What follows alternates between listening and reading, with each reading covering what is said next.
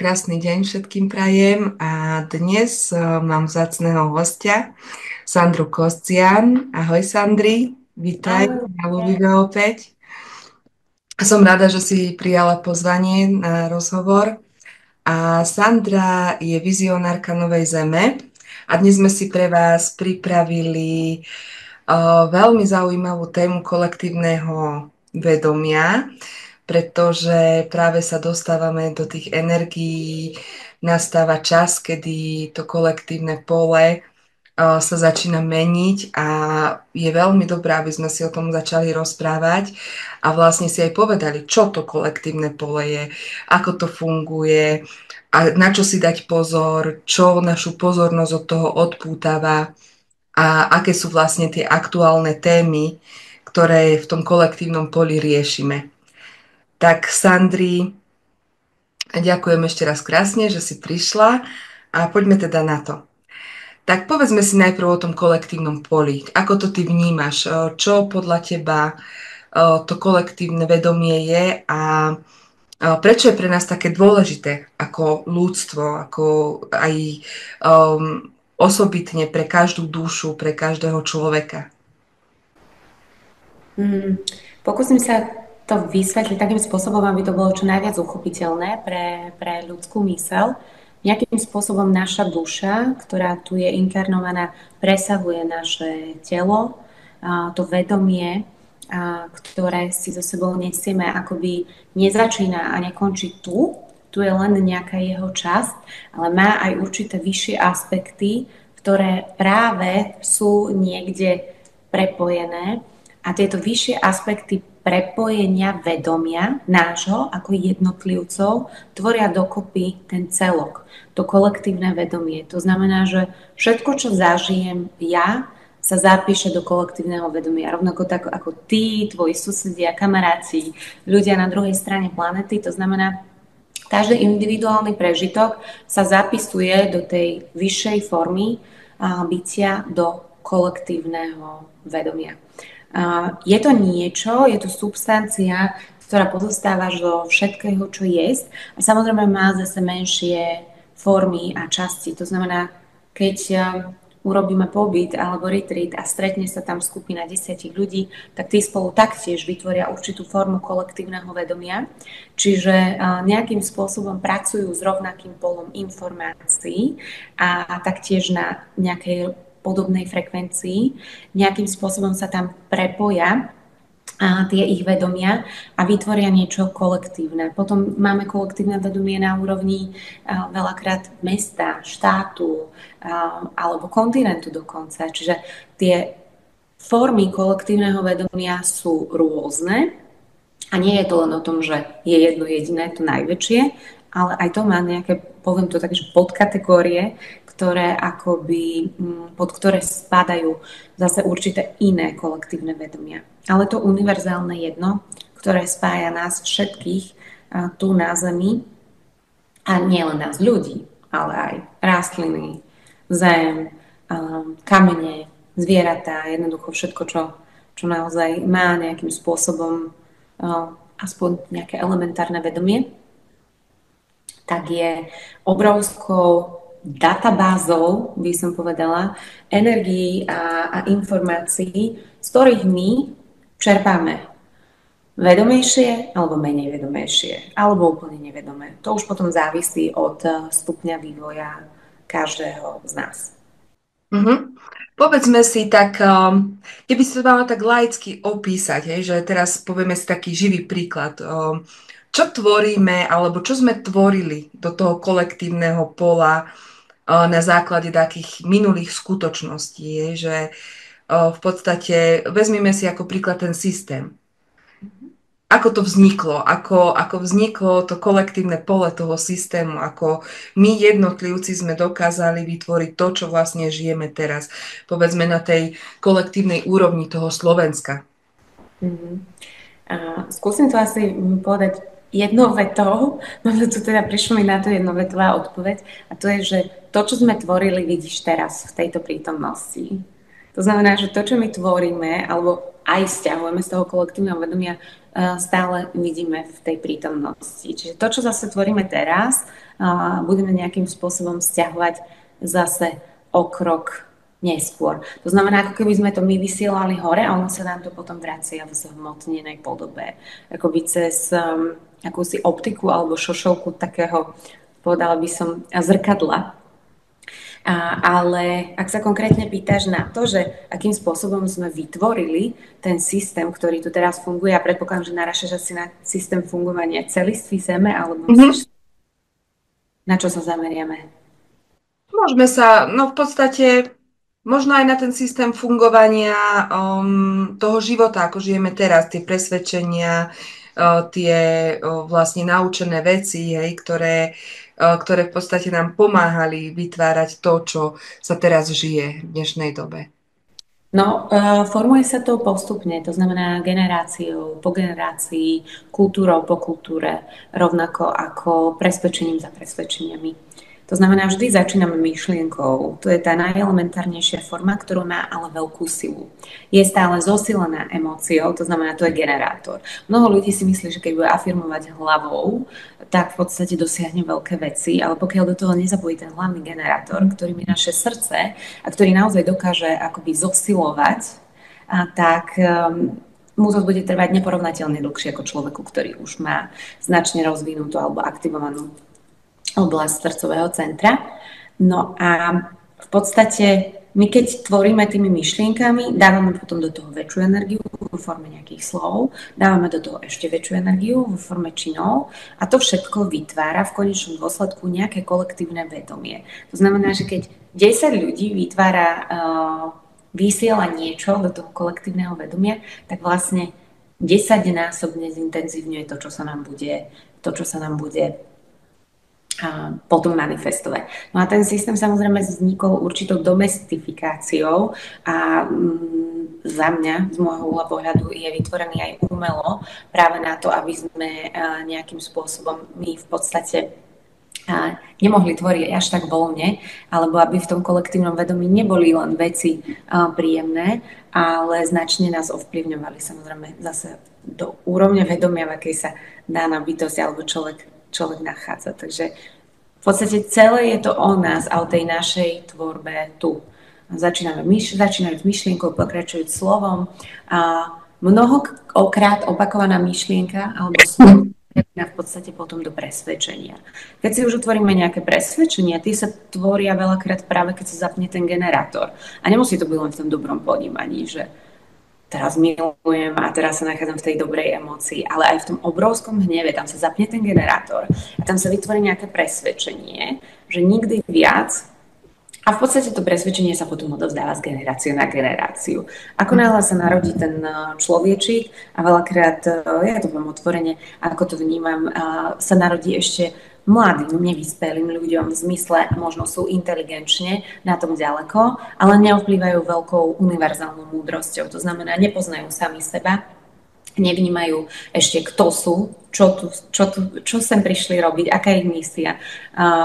Nie sú v súlade so svojou cestou a už potom to ide viac menej veľmi jednoducho, pretože začnú tomu dieťaťu odovzdávať to isté. A takýmto spôsobom a formovaním sme vlastne generáciu po generácii vytvorili obrovské nedorozumenie v mnohých univerzálnych pravdách, ktoré vo vesmíre fungujú úplne inak. A dokonca aj, povedala by som, pravdy fungovania Zeme, ktoré ale nie sú univerzálne platné, alebo sú už zastaralé, alebo sú len nejakou formou budúcich programov, ktoré ale teraz nedokážeme uplatňovať práve preto, lebo to kolektívne vedomie je ešte nastavené úplne iným spôsobom. Dúfam, že som tu vysvetlila jasne. Dnes sa dotazuj a pýtaj. Super. V podstate, ak som to správne pochopila, tak alebo ešte jednu otázku. Povedzme si, deti sú veľkí akože tvorcovia. Deti sú obrovskí tvorcovia, pretože oni idú s tou emóciou, ako si ty povedala, do toho celého. A ako ovplyvňuje akoby to kolektívne pole, to, že napríklad chodia do tých škôl, hej, tie systémy, že v podstate učia sa tam tým autoritám, učia sa tam namiesto toho spolupracovať, predbiehať sa, ty si lepší, ty si horší, hej, známkujú sa. A možno by bolo dobre, keby sme si to takto aj tým rodičom vysvetlili, že čo vlastne tie deti tvoria do toho kolektívneho pola tým, že v podstate idú tým naučeným, tým generačným a tým, no čo vlastne v tom nedorozumení, ako si to povedala ty, vzniklo. No v podstate tvoria presne to isté, čo bolo vytvorené doposiaľ. To znamená, tvoria ďalší automat. Ďalšie akoby automatizované správanie, ktoré je veľakrát odlúčiteľné od toho vedomia. Pretože my keď traumatizujeme svoje vedomie nejakým spôsobom, a napríklad jedna kolegyňa, keď mi robila rozpravu s mojou dušou, tak mi povedala, že na 2 miestach som ostala mierne traumatizovaná po narodení. Našťastie moja duša je taká nespútaná a rebelská, že sa nedala ochočiť, ale bolo to práve nástup do školy a potom nástup do korporátu ako mladá. Že iba tieto 2 miesta zaznamenala ako zoslabnutie svetla mojej duše a skutočne toto sa deje u tých detí. To znamená, že keď to nie je silná osobnosť, ktorá, dajme tomu, nezobrala toľko temperamentnú, tak veľakrát sa podriadí.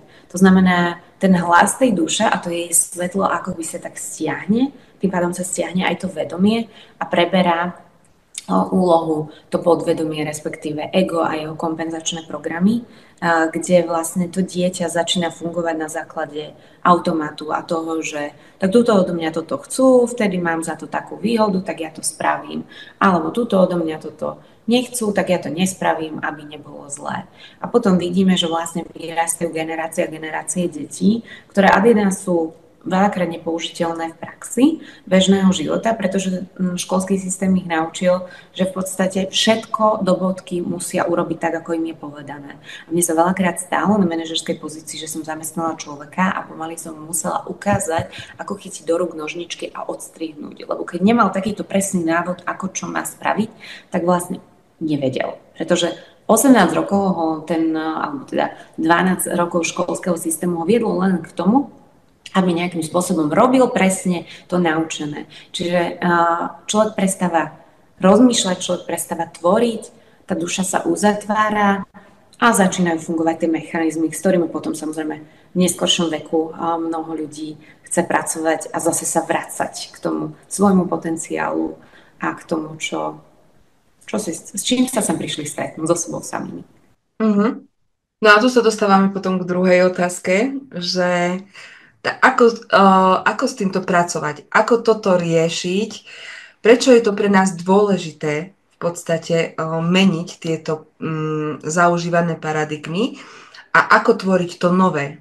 Ako podnecovať samých seba k tomu tvoreniu toho, aby sme počúvali tú našu dušu a aby sme jednoducho išli tým smerom tvorby toho, čo v podstate my všetci v sebe máme naprogramované, tú lásku, toho tvorenia v tej ľahkosti a radosti. Bez už týchto všetkých presvedčení, ktoré sme nadobudli. Ktokoľvek sa mňou stretol za tých 11 rokov, ktoré sa snažím teda ľudí nejakým spôsobom sprevádzať, tak pozná moju univerzálnu odpoveď a to je rovnováha. To znamená, veľmi jednoducho a z nadhľadu povedané, dokázať si navnímať v každej situácii, či mám čistý zámer a aké jednanie bude najvhodnejšie v danom čase, v danom momente s danými ľuďmi na danom mieste. Skutočne to, aby sme mohli odovzdávať niečo iné do toho kolektívneho vedomia, keď sa budeme baviť skrz detí a potomkov, tak je hlavne o tom, aby sme my boli tým čistým kanálom, ktorý niečo môže odvzdať ďalej. Lebo keď ja sama niečo v sebe nemám alebo sa nepoznám, tak ťažko budem viesť alebo sprevádzať nejakú malú bytostku, ktorá prišla v podstate na túto zem. Hej, a je to šok, ako pre mňa to bol šok, keď som sa sem inkarnovala. zvláštna, divne osvetlená miestnosť. Všetci tam na mňa pozerali, rozprávali jazykom, ktorému som nerozumela a zrazu sa odo mňa hneď niečo chcelo. Tam ma brali, tam ma dávali, to na mňa hovorili, že mnoho rodičov si to neuvedomí, ale je to šok. A v podstate v tomto šoku s tým dieťaťom pokračujú veľakrát ďalej, že namiesto toho, aby sa snažili pochopiť, kto to dieťa je a rozvíjať jeho kvality, tak ako to bolo v minulosti, že skutočne deti sa zobrali k tej najvyššej kňažke a tá povedala rodičom, takéhoto sú jeho dary. A rodičia sa na nič nezameriavali, len ich rozvíjali celý život. Tak teraz, skrátka, tí rodičia nepoznajú seba, svoje dary. A kde to by sa zaoberali nejakými darmi dieťaťa? Tápajú, berú ho možno z krúžka na krúžok. Snažia sa, samozrejme, nechcem nikoho dehonestovať, pretože ja stále tvrdím, že každý rodič robí to najlepšie, vždy čo vie, z najlepšieho vedomia a svedomia. Na druhej strane, ak nezačne od seba, tak ťažko zmení niečo v budúcnosti pre to dieťa. Mnohokrát sa totiž to stáva taká vec, že rodič mal nejaké detstvo. Tak on si povie, tak ja takéto detstvo nikdy svojmu dieťaťu nedám. A začne mu dávať presný opak. Hej? Len, že to vôbec nemusí byť to, čo to dieťa chce. To nemusí byť to, čo to dieťa potrebuje. Úplne mám príklad z vlastného života. Moja mamina bola tretie dieťa a nemala už toľko fyzického dotyku, tak sa mi ho snažila dávať. Ale pre mňa, ako empata fyzického, to miesta mu bolo veľmi náročné. Ale ona robila to najlepšie, čo vedela. A robila presný opak toho, čo si myslela, že keď jej nerobilo dobre, tak mne by nemusel robiť tiež. Čiže najlepšou cestou je komunikovať s tými deťmi, pýtať sa, čo oni potrebujú, chcú, ale samozrejme vedieť im aj dávať a odovzdávať tú rodičovskú skúsenosť. Tú, ktorá je nadobudnutá vekom, to znamená, že sú to väčšinou nejaké hranice toho, čo nedokáže ešte tá nevyspelá myseľ alebo nekritická myseľ dieťaťa nejakým spôsobom vyhodnotiť. Každopádne v dnešnej dobe je veľmi dôležité, aby ľudia, keď čerpajú z kolektívneho vedomia, lebo my čerpame všetci. Veľakrát som počula otázku, či nie je možné sa odstrihnúť, lebo teraz sa riešia v kolektívnom vedomí takéto témy. Či nie je možné sa odstrihnúť? No odstrihnite sa z jednoty. Tak to kolektívne vedomie je vlastne naša jednota, na ktorú sme napojení. Ja sa veľakrát opakujem, ale to nie je o tom, že my sa teraz stretneme ako v reklame na mobilného operátora, všetci na lúka, budeme sa držať za ruky a staneme sa jedným. My tu na Zemi máme možnosť byť tým jedným cez to kolektívne vedomie. Čiže nie je možnosť sa od neho odpojiť, ale je možnosť navnímavať témy toho kolektívneho vedomia.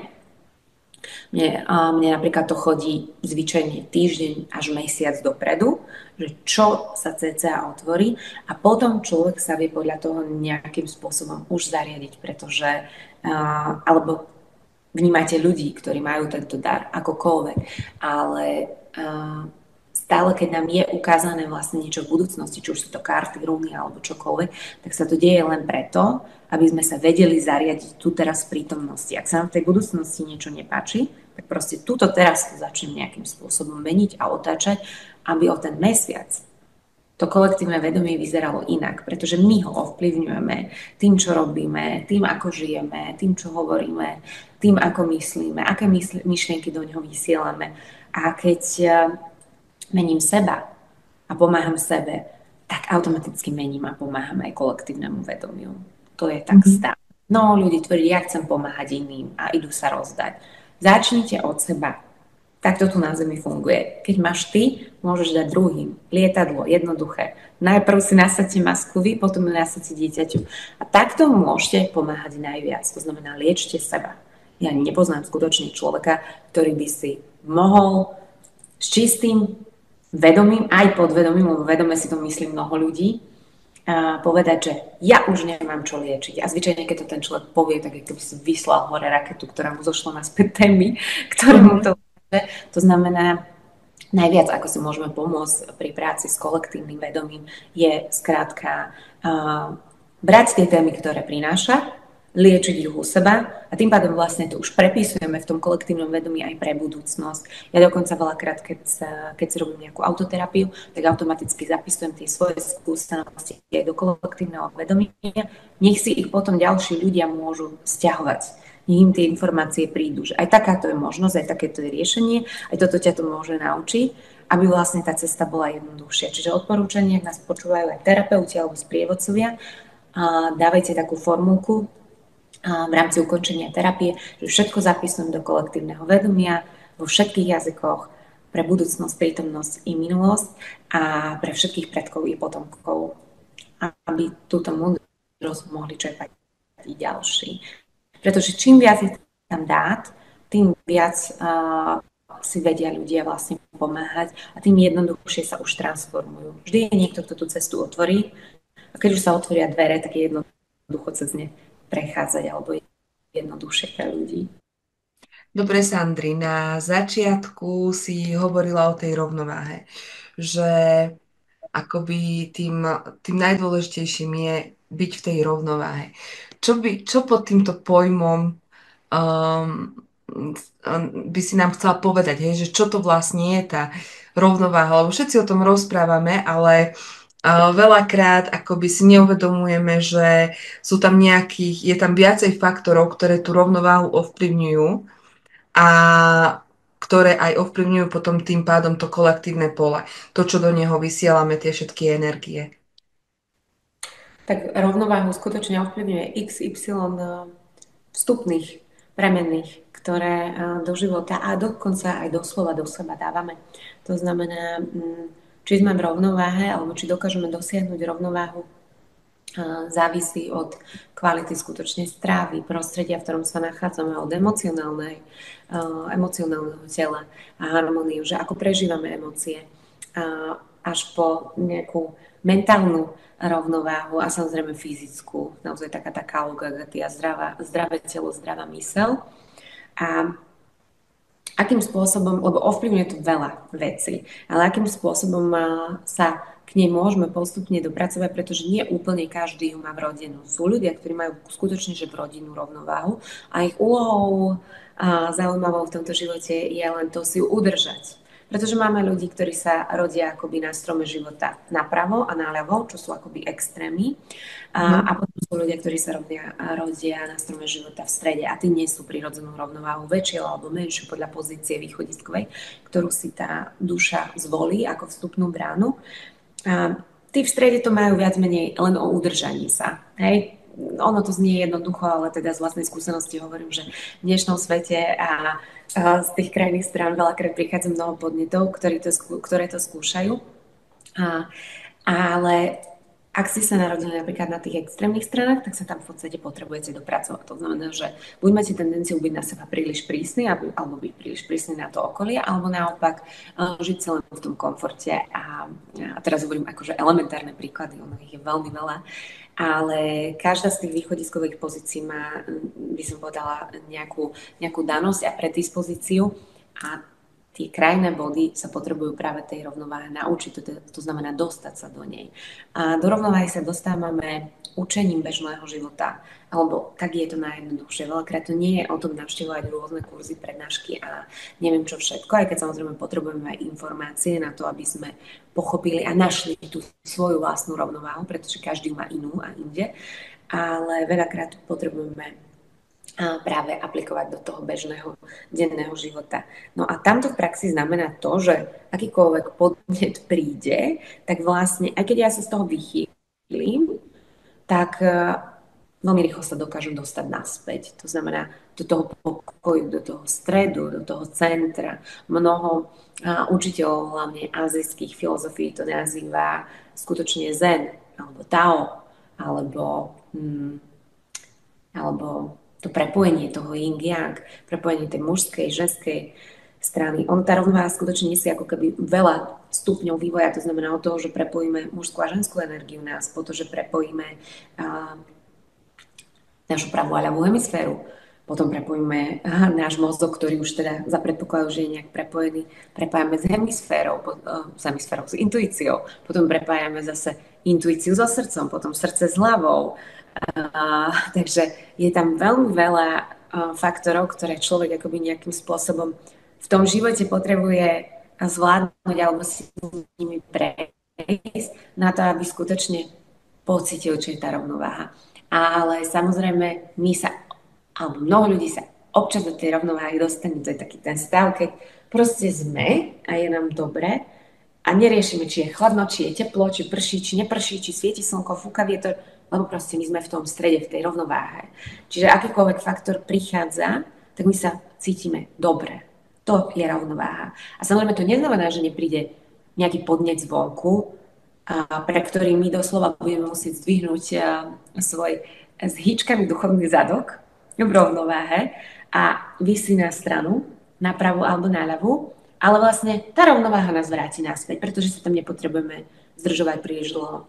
Čiže nie je to taký ten, aspoň pre naše európske končiny, nie je to taký ten zen buddhistický vizuál, ktorý si mnoho ľudí predstaví, že rovnováha, sedím niekde v kláštore. Mnoho tých mníchov dokonca sa samo vyznalo z toho, že nie je umenie tú rovnováhu nadobudnúť tu v tom kláštore, ale vonka vo vašom svete, v Európe, v Amerike. A preto tam, kde tie podnety nie sú, tam je to jednoduché. Ja vás zavriem do inkubátora, keď moje retreaty tak zvyčajne vôbec nevyzerajú. A práve naopak, ja tam vyťahujem ľudí z toho komfortu, ale keď idete na nejaký, dajme tomu pobyt, kde máte ten komfort, kde je taký ten inkubátor, všetko je pekné, tak ono je to fajn, ale vlastne v nedeľu sa vrátite domov a ak hneď v pondelok nastúpite do práce, tak vás to tzv. Prefacká. A tam sa ukáže to, že či tá rovnováha tam je, alebo to len bol nejaký prvotný nástrel. Takže učiť sa rovnováhe v našom európskom svete a v tom bežnom živote je veľmi veľká výzva pre dušu, ale za mňa krásna a rôznorodá cesta, kde skutočne potrebujeme sa občas stať, zobudiť sa a isto preskúmať doprava, isto preskúmať doľava, podľa toho, kde sa nachádzame v tom živote a nebáť sa otvárať sa tomu novému a tým otvárame vlastne aj to kolektívne pole. A nebáť sa tomu, že tak ja keď som teraz tá milá a tichučka, tak zajtra budem, dajme tomu, aj tá, ktorá bude stredobodom tej skupiny. Alebo naopak, keď som stredobodom tej skupiny, tak nebojím sa na druhý deň si vyskúšať aj proste sedieť tam a len ticho počúvať a pozorovať tých ľudí a dajme tomu sa učiť, že čo mi zrkadlia. Čiže tá rovnováha je o tom balansovaní. To nie je, že som v strede a odtiaľ sa nepohnem a som zen buddhistický mních, ale že dokážem balansovať, to je ten balans predsa. Od toho je to aj balansovať v tom, čo mi do života príde. Či je to proste to, že ma naserie kolega, alebo mi šéf pridá robotu, ale nie plat, alebo ma nahnevá doma partner, lebo leží s vyloženými nohami a ja som sa vrátil po náročnom dni z práce. Je to o tom balanse, že vystúpim, prežijem tú emóciu, to, čo autenticky potrebujem odovzdať, aby sa, dajme tomu, aj ten druhý niečo naučil, aby som ja niečo vyjadril, čo cítim a vrátim sa naspäť. Ale nezaobím teraz 10 hodín, alebo ešte na druhý deň prídem do roboty s tým, že no tak tento tu mi včera ublížil, ale skrátka idem ďalej. Čiže príjmať v podstate ten život taký, aký je. Tak, áno, krásne povedané. Ja idem z kolečka, ty to zhrnieš jednou vetou. Presne, čo mi príde do života, to príjmem s veľkou pokorou, rešpektom, radosťou a teším sa.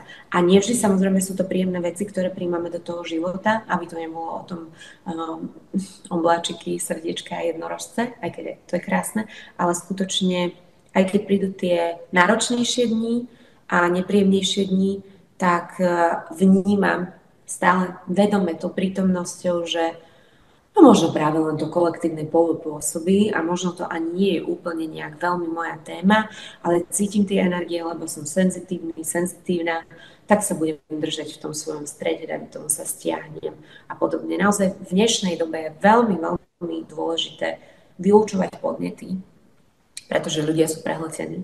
Máme tu rok pustovníka, kedy je vhodné sa stiahovať do seba, kedy je dobré si nájsť ten priestor, selektovať, nepočúvať každého, všetkých a nečítať všetky články a nechodiť na všetky prednášky, ale vybrať si. Hej? A potom aj samozrejme čistiť sa a chrániť sa. Chrániť sa nie v zmysle, že bude tu okolo mňa všetko zlé a všetci sú zlí a všetci mi ublížia, ak sa nebudem chrániť, ale zdravo si nastavovať hranice, energetické ochrany pokojne. Jednoducho naozaj žijeme vo svete, kde je momentálne všetko, kde sú rôzne podnety, môžeme sa stretnúť so všetkým, aj sa stretávame so všetkým možným. Takže mať takú tú zdravú ostražitosť, ale zároveň v dôveru to, že si priťahujem do života tie skúsenosti také, aké ja chcem, lebo ja som tvorca. Mhm. Áno, no to nás ako keby aj vrácia k tomu, že ako to kolektívne pole na nás pôsobí, že naozaj, že cítime tie energie aj tých iných ľudí a že naozaj tá ochrana alebo to vlastne to čistenie aj toho tela, aj tou strávou, aj tým, že vlastne tou duchovnou prácou je veľmi dôležité, pretože my to nevieme niekedy rozlišiť, niekedy si to príjmeme, že je to naše a teraz sa trápime nad niečím a je mi zlé a je mi ťažko a nevieme ani prečo a popri tom boli napríklad takí dvaja kolegovia len v práci nasratí, hej, v podstate a prenieslo sa to len na nás, hej, alebo niečo je v tom kolektívnom poli, čo nejaká vážna správa, ktorá nás nejak zasiahla a my to potom ani si to neuvedomujeme a rozvíjame to aj napriek tomu, že to naše nie je. Čiže naozaj je to krásne a je to veľmi dôležité si to uvedomovať, ako nás to kolektívne pole vlastne prepája navzájom, že naozaj nie sme oddelení, nič nie je oddelené, že či chceme, či nie, telepaticky sme aj tak spojení. Tak jednota v praxi života. Áno, presne. No a týmto sa vlastne dostávame aj do toho, že od toho tvorenia, toho nového kolektívneho pola je tá naša pozornosť denodenne odputávaná. Um, ako sa toto vlastne, ako toto pozorovať hlavne, lebo tá naša pozornosť je vlastne tiež každý deň nenapadá na niečím a je pre nás veľmi dôležitá. A ako si to navnímať a meniť, aby sme v podstate už akoby vnímali, že čo do toho kolektívneho pola vysielame. Mhm. Um, je to bdelosťou a prítomnosťou v tom okamihu, kde sme. Mnoho ľudí žije tak rýchlo a má tak veľa podnetov, o tom som hovorila, o tom vylúčovaní podnetov v živote, že vlastne vôbec nestíhajú vnímať to, kde sú, čo robia, aká hudba okolo nich hrá, aké svetlo na nich svieti. Mnohokrát ani, že práve jedia. Pomedzi to sa rozprávajú, vedome odpovedajú, podvedome premýšľajú nad niečím iným.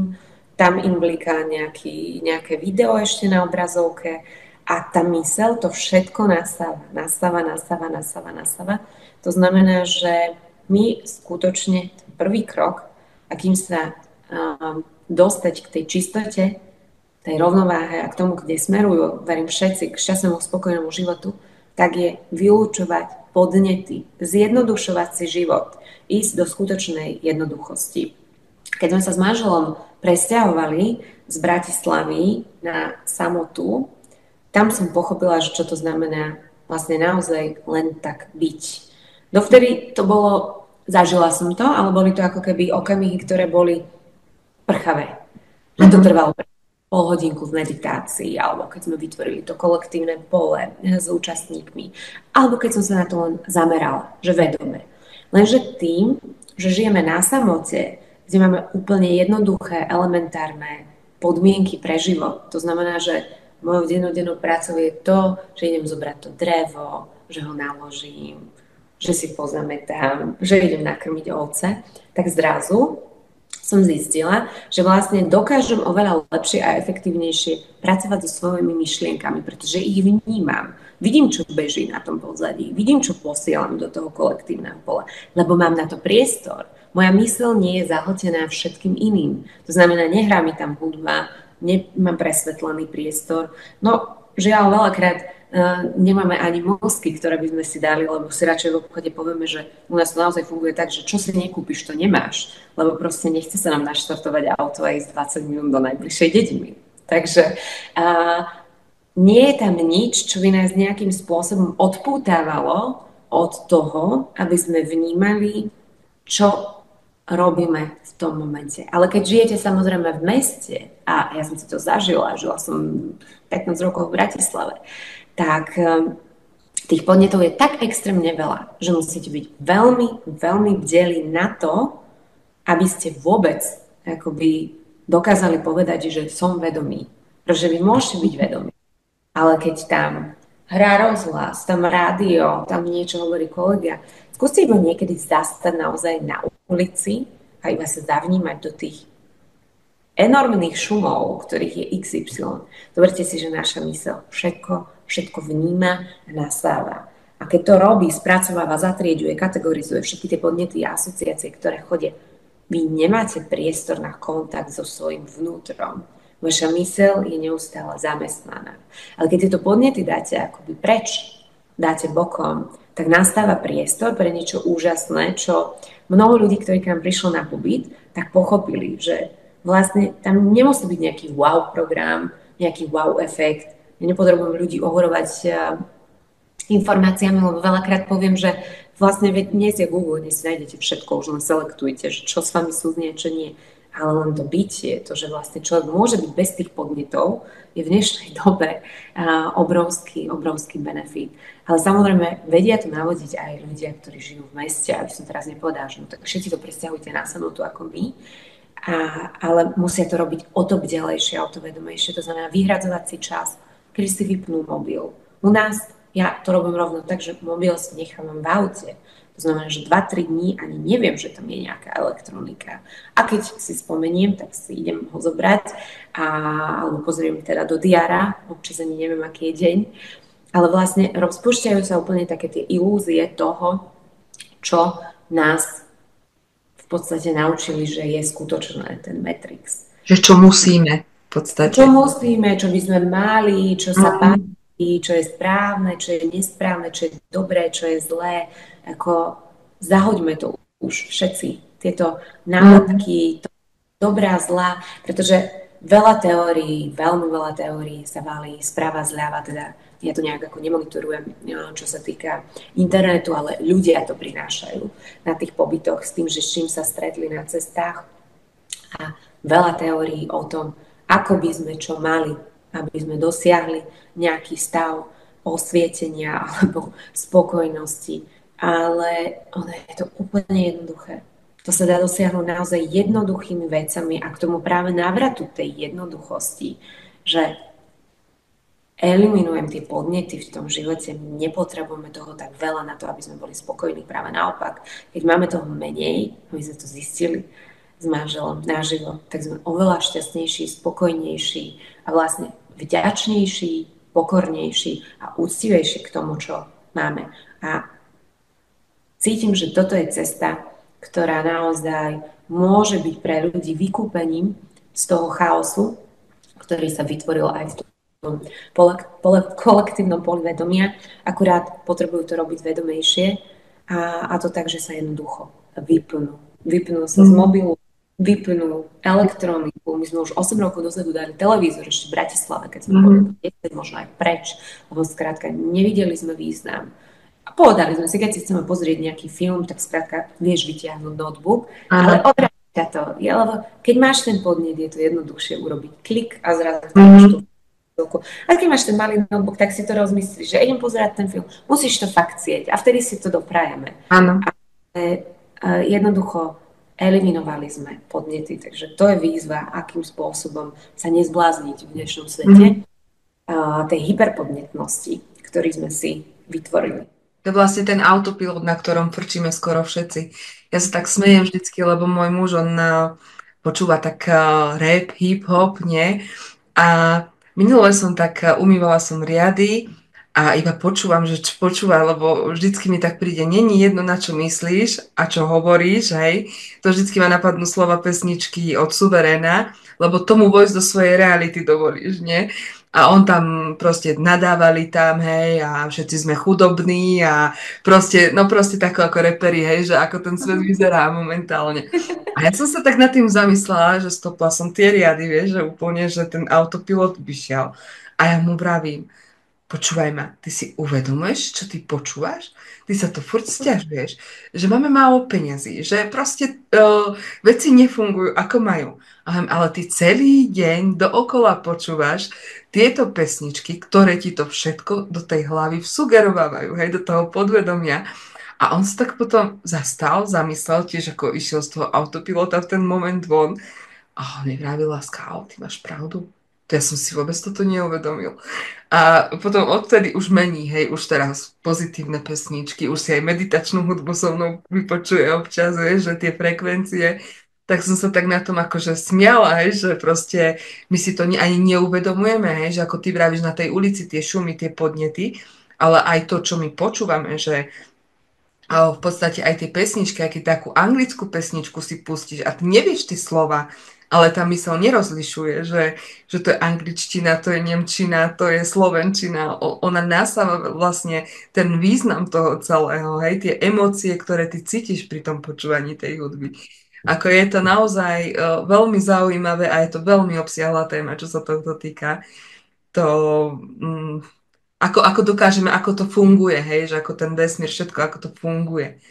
No a ešte ty veľakrát píšeš aj články o tom, že aké sú tie aktuálne témy toho kolektívneho vedomia. A možno je aj na mieste, keby sme si rozobrali, že čo teraz práve riešime, čo teraz, o čom bude vlastne tento rok ešte, hej, v podstate ešte máme polku roka pred sebou a na čo si dať ako pozor, alebo ako s tým pracovať, aké myšlienky vysielať, aké pocity si v sebe uchovávať, alebo aby prevyšovali v nás a ako si to môžeme tak navodzovať tie stavy, aby sme vlastne to kolektívne pole tvorili do tej lásky a tej krásy a do toho, čo chceme žiť. No tak rozhodne najväčšou témou, ktorú som predikovala na rok 2025 je hlboká transformácia vzťahov. To znamená, vzťahy sa budú meniť od základov štruktúrálne, skutočne sa zrútia staré piliere fungovania toho starého sveta, kde bol nerešpekt, neúcta a nerovnováha a nerovnocennosť vo vzťahu mužov a žien. A pokiaľ toto teda nepretransformujú páry, tak ich čaká rozpad, respektíve deštrukcia toho vzťahu, to znamená hlboká a nenávratná. Už nás tak tlačí ten vývoj z hora, z dola, zo všetkých smerov v rámci šumaniek a solárnych výbojov a teda fotonového pásu, že my jednoducho, či chceme, či nechceme, buď sa adaptujeme, alebo sa neadaptujeme. To znamená, buď budeme prospešní pre tú zem, buď budeme vibrovať na frekvencii, ktorá je pre ňu zdravá, alebo sa nás jednoducho zbaví. Hej. A nezbaví sa nás tak, že no tak ja teraz idem kinožiť, ale funguje to elementárne rovnako ako s našim telom jednoducho. Baktérie, ktoré sú nám prospešné, ostanú a baktérie, ktoré nie sú, proste splachneme do sprchy. Tak toto proste funguje. Tak toto bude fungovať aj s našimi vzťahmi, alebo to už aj funguje. To znamená hlboká transformácia vzťahov a hodnôt vo vzťahoch. A na to nadviežem aj druhú tému, utrieďovanie hodnôt u ľudí, pretože ľudia nemajú správne nastavené hodnoty. Veľakrát idú po tých egohodnotách, to znamená to mať, kvantum, kvantita. Hej, ľudia chcú veľa a najlepšie zadarmo. A nedokážu si utriediť hodnota, že stačí mať niekedy možno jednu vec, alebo presne, že 1-2 kurzy, nie 15, ale radšej sadím do tých kurzov, ktoré viem, že mi odovzdajú to, čo potrebujem a možno aj za vyššiu hodnotu a nebudem ich mať 15, lebo nie som zberateľ, nepotrebujem vedieť všetko, nebudem sa prehlcovať tými podnetmi. Hej? Čiže hodnoty, čo sa týka nasávania informácií u ľudí, hodnoty, čo sa týka vnútorných hodnot. To znamená, ľudia veľakrát nemajú ani správne nastavené vnútorné hodnoty, že v podstate, keď sa ich spýtate, čo je pre nich dôležité, čo majú na tom rebríčku, tak je to tam zvláštne postavené a kde tu ešte samozrejme sebahodnota, že koľkí ľudia na otázku, koho majú na prvom mieste, povedia seba. Našťastie vidím, že ich je stále viac a viac, z čoho sa veľmi teším, ale stále je to stigmatizované, respektíve dogma je, že keď máš seba na prvom mieste, tak si egocentrik, egoista a podobne. Takže toto bude taktiež veľká téma, začať dávať seba na prvé miesto. A kto už samozrejme má tú energiu na to, že ju znásobil, pretože my sa v určitom bode prekalibrujeme na úrovni toho vedomia, tak potom môžeme dávať aj tým ľuďom. Ale stále žijeme v dobe, kde je aj podmienečnosť, aj bezpodmienečnosť. A ľudia mnohokrát nepochopili, že hoci sa naháňajú za bezpodmienečnosťou, tak sa potrebujú naučiť najprv aj programy podmienečnosti a je to tak úplne v poriadku. Veľakrát sem príde duša, pre ktorú je prirodzená bezpodmienečnosť a potrebuje sa naučiť podmienečnosti. A nie je za to zlá, ani nejde zlým smerom, ani sa neodkláňa od svojej cesty, ale skrátka musí sa naučiť deliť, separovať a podmienečne si občas niečo aj vypýtať. To znamená, vyrovnať si energiu, má dať a dál. No, to je moja veľká téma. A myslím, že to je téma mnohých ľudí, ktorí sem prišli slúžiť. A v tej radostnej službe druhým a sprevádzať ich. Vidím to teraz u mnoho aj sprievodcov, koučov, terapeutov, ktorí ma navštevujú a aj dajme tomu, s ktorými som nejakým spôsobom v kontakte, že skutočne si potrebujeme dať do poriadku to má dať a dál, aby to nebolo len v tej teoretickej báze, ako to odovzdávame ľuďom, respektíve dávanie a príjmanie, ale aby to bolo skutočne aj o tom živote v praxi, o tom, že aby sme to vyžarovali, že tak ako vieme dať, tak vieme aj prijať a nejdeme do samodeštrukcie, pretože veľakrát tá služba druhým prináša tie programy, že mám pocit, že sa musíme zo samodeštruovať, až vtedy sme skutočne odovzdali všetko a že nemáme nárok na to si niečo dopriať aj my alebo urobiť dobre aj pre seba. Takže toto je jedna z tém. Potom veľmi dôležitá téma hranice a to priamo súvisí s tým ja my. Skutočne sa bude vyrovnávať to ja a my. Ak to niekto ofejkoval, to znamená, že teoreticky má pocit, že on už je na tej úrovni my a už idem iba dávať bezpodmienečne, tak ho to vráti späť. A dáme to situácie, kde pochopí, že nemá to v rovnováhe a bude musieť a bude potrebovať nastavovať hranice. Paradoxne hranice sú tak tabuizovaná téma pre myseľ a ega ľudí, že my sa na tom tak pousmievame s realizačným tímom, pretože sme 4-krát pustili do plena workshop hranice.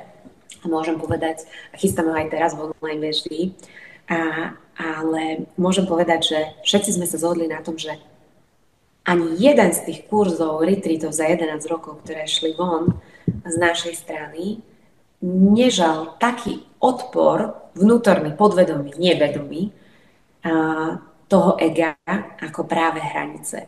Pretože tam takto odovzdávame ľuďom nástroj, že páči sa, tu môžeš byť tvorcom svojich spokojných vzťahov.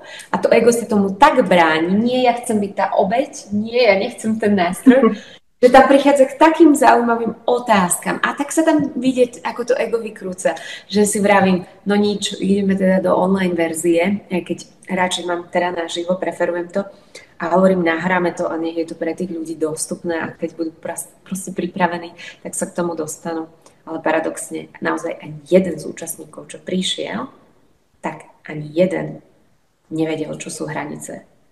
Myslel si, že vedel, keď prišiel a potom vlastne prišlo k tomu, že odchádzal s tým, že ja som vlastne nevedel, že čo sú hranice. Takže ľudia nevedia, čo sú hranice. Ono aj toto by som sa ťa ešte chcela opýtať ohľadom týchto hraníc. V podstate veľakrát sa stretávam s tým, že my už keď sme na nejakej tej zase úrovni vedomia, hej, že už v podstate neriešime tie podvedomé vzorce, neriešime už tie presvedčenia, tak príde akoby tá skúška tých hraníc. A veľakrát sa stretávam s tým, že ja vnímam, že mám akoby tam stanoviť tú hranicu, že dosť, hej, že jednoducho viem, že je to skúška hraníc, ale stretávam sa s tým, že ma niekto presvieča ešte o tom, že jednoducho mám tam nejaký podvedomý vzorec, hej, že akoby vnímam tam ako keby tú sebarozvojovú takú pascu, vieš, že akoby sa máš vrátiť niekde späť, že kde si už bola, čo si prešla a akoby tú skúšku tej hranice, akoby, že není to tá skúška tej hranice, že akoby musí to byť zase také komplikované, ale popri tom je to len tá skúška tej hranice, hej, že vnímam to tam, že my akoby tie skúšky tých hraníc nevnímame, alebo tak by som to nazvala. No, veľakrát to vidím v praxi, hovorím, že s takým odporom sme sa nestretávali nikde, ega. pretože kto dokáže zadávať láskavé hranice, dokáže ich skonštruovať a dokáže ich udržať, tak má vôkol seba pekné vzťahy. A to naozaj Mhm. nie, že občas nepríde nejaké preskúšanie, pretože my nemáme spať na Vavrinoch. To je to, že hovorím, že občas musíme zdvihnúť svoj preduchovnilý zadok a skrátka ukázať, že áno, my sme nezabudli, čo je pokora, my sme nezabudli, čo je rešpekt, my sme nezabudli, čo je úcta. To je úplne normálne. To neznamená, že keď sa s niečím takýmto stretneme, tak inde to musí znamenať, že tak so mňou je niečo zlé. To môže byť len o tom, že či sme na to nezabudli a či vieme, akým spôsobom jednať. Pretože no, keď dlho strnieme v tom, že už sme sa niekam posunuli, tak už sme v tej Áno, komforte. presne. Občas je úplne normálne a ja som za to aj vďačná, že občas príde nejaká interakcia, si tak vždy kvantujem, že ľahkosti, radosti Mhm. a najvyššie dobro všetkých zúčastnených, ale na tom skutočne nič nie je. Ale paradoxne tie hranice sú témou, ktorú ľudia považujú za vybavenú, že ček v tom rozvoji a nie je to tak. Ako Mhm. skutočne stretávam s tým, že aj keď prídu ľudia individuálne a riešime túto tému, nestretla som sa s človekom, ktorý by mi povedal jednu hranicu, reálnu hranicu. Že väčšinou to boli len oznámy, alebo to boli nejaké zvolania, nejakej požiadavky, ale nič to nemalo s hranicami. Mhm. Takže toto je skutočne téma, ktorá tlačí, ja to hlásim už od novembra minulého roka a verím, že ľudia budú čoskoro viac a viac stále pripravení zobrať späť do rúk zodpovednosť toho tvorcu a vedieť tie hranice nastaviť, pretože je to úplne a samozrejme primárne nepoužívam ich, keď nepotrebujem, neokliešťujem sa, nevytváram si mentálne ohradky, toto mám stále tak, ale keď vidím, že sa niekto približuje, to absolútne nedokáže rešpektovať nejakú prirodzenú komunikáciu, dajme tu aj reč tela, tak prirodzene použijem tú hranicu, hej, napríklad aj v tejto situácii, alebo no, keď zrazu z niekoho, koho pustím na návštevu, sa stane niekto, kto mi otvára peňaženku, tak asi nenavnímal, že prekročil som nejaké hranice, tak samozrejme ich použijem a nie je to o tom, že ja by som bola zlá, alebo že tam mám nejaký problém, ale tak buď som to nedomajstrovala, alebo OK, tak si ma to preskúšava, či skutočne viem. Ono je to, ja napríklad to vnímam tak, že my v podstate máme problém sa konfrontovať navzájom. Ale ono, v podstate je to zase len ten, ako keby ten uhol pohľadu, že ako konfrontujeme sa, hej, že toto sa neučíme, že my keď akoby stanovíme tú hranicu v tej láske, ako si povedala, hej, že proste pretransformuješ tú hranicu, že nemusí to ísť do tej konfrontácie, do tej hádky alebo niečo, ale proste ty, keď použiješ tam tú energiu tej lásky a porozmýšľaš si napríklad, hej, alebo použiješ taký ten uhol pohľadu, ktorý v podstate je v tom ten súcit, to pochopenie a tak prenesieš tú hranicu tomu druhému, tak ono automaticky tá energia sa mení a tá hranica nevyzerá ako tá konfrontačná hranica, ktorej sme sa my všetci obávame vždy, ale je to potom to nádherné, hej, že aj ten človek úplne inak reaguje, ja to vnímam, že keď tie hranice v podstate staviame na základoch tej lásky, tak úplne inak potom aj tí ľudia reagujú na to. Je to krásne, že dá sa to takto pekne pretransformovať, len to je, že tiež ako tá fáza, že učíme sa to, hej, že tou cestou, tým životom, že proste keď tá skúška príde, tak pretransformovať to do tej lásky, hej, urobiť z toho tú krásnu hranicu. Tú evolučnú, ktorá rozvíja a pomáha. Ale na to, aby človek vôbec vedel prísť do tejto fázy, tak potrebuje začať pracovať aj s tvorbou hraníc, keď cíti hnev. Pretože to je ten základ. Nevieme preskočiť zase tie levely. Áno, áno. Sme neboli len teoretici, ale aj praktici. V bežnom živote, ale to je dôležité. Preto to robíme, aby sme boli spokojní a šťastní tu a teraz, nie preto, aby sme skončili niekde osvietení na nejakej hore. Áno, presne. Cesta je cieľ. A cieľ je cesta. Presne tak. Sandri, ty robíš teraz veľa aktivít, čo sa týka kolektívneho pola, kolektívneho vedomia. Tak by som bola rada, keby si nám ešte spomenula nejaké, že čo máš v pláne najbližšie mesiace a ako sa môžu ľudia zapojiť do toho celého, ako vlastne transformovať to kolektívne pole, tak spolu v radosti a láske. No tak mám také štyri asi najdôležitejšie, keď nebudem teda už spomínať hranice. Tak prvým je Akadémia energií vedomia, kde skutočne pracujeme individuálne s rozkou ľudí, ale práve už prepisujeme aj to kolektívne vedomie a, a rozširujeme ho natoľko, aby to individuálne vlastne osvecovalo to kolektívne ďalej. Je to taký komplexný akoby ročný výcvik zložený zo 4 víkendov, kde človek dostáva praktické nástroje na to, ako pomáhať sebe aj okoliu. Potom druhým je